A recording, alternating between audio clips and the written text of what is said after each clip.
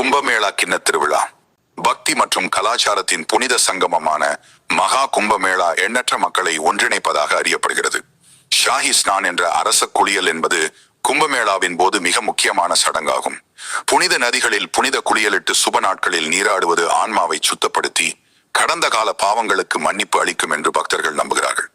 12 ஆண்டுகளுக்கு ஒருமுறை நடப்பதால் மகா கும்பமேளா நிகழ்ச்சி சிறப்பு வாய்ந்ததாக கருதப்படுகிறது. சூரியன், சந்திரன் மற்றும் வியாழன் கோள்களின் நிலைகளை பொறுத்தே நாள் கணக்கிடப்படுகிறது.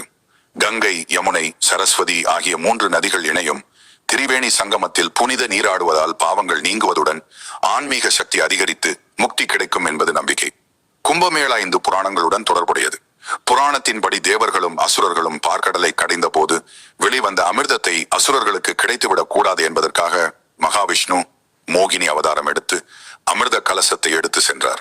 அப்போது அந்த கும்பத்தில் இருந்த அமிர்தத்தின் சில துளிகள் பூமியில் சிதறி அவைகள் ஹரித்வார், பிரயாக்ராஜ், உஜ்ஜயினி, காசி ஆகிய 4 புனித நகரங்களில் விழுந்தன. அதன் நினைவாகவே கும்பமேளா திருவிழா கொண்டாடப்படுகிறது.